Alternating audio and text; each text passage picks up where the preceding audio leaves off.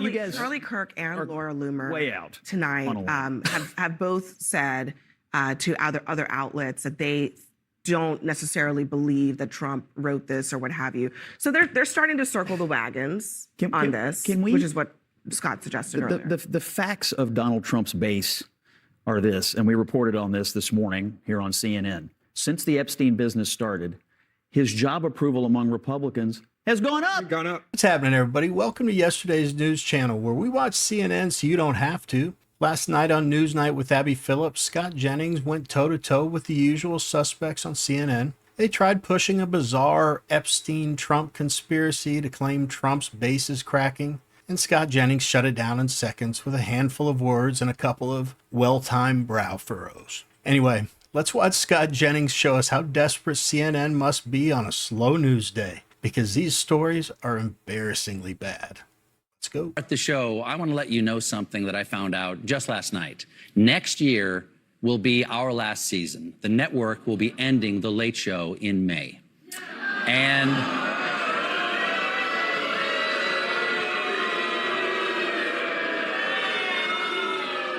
yeah, I share your feelings. It's not just the end of our show, but it's the end of The Late Show on CBS. I'm not being replaced.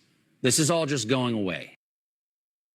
Want to go Fox News, God bless them. They're private. That's right. First Amendment. Congress, if Democrats, if Elizabeth Warren, they go down this road, Wait, what an utter waste. You don't know why they're mad about it?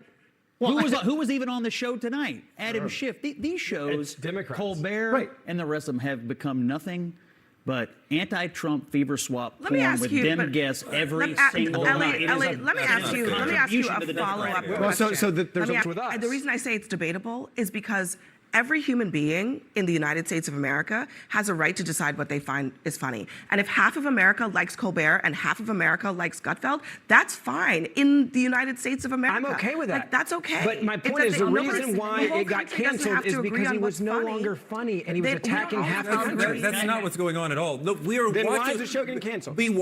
I just explained. We're witnessing the end of an American television institution. It doesn't make enough money. Another one is growing. Colbert will forever be known as the person who frittered away David Letterman's legacy, which is something. But may I bring everyone together? I think you're both right. I think your conversation about the television model is correct. I think your points about the conservative, anti-conservative bent is correct. But I would just submit this is not even the most important media story of the day. They're voting right now on the House floor to defund PBS and NPR. And to me, late night shows going away versus what the Republicans are finally doing after all these years, it might actually be a more important story than all the people who are in mourning over Stephen Colbert, which I agree. I think I have, what's that word? Schadenfreude? You like delight in the downfall of someone else? I'm serious. First of all, if I'm completely wrong, that's embarrassing, but I think that's a word. I think it means something close to that. So I'm kind of fighting the urge to have that. That show being canceled isn't because the show wrapped up with class and on a high note, but because he's the guy who killed what the iconic David Letterman built. The Late Show used to mean something. It was part of American culture. Now, what's left of it is a smug, far-left echo chamber packed with DNC-approved monologues and phony moral outrage.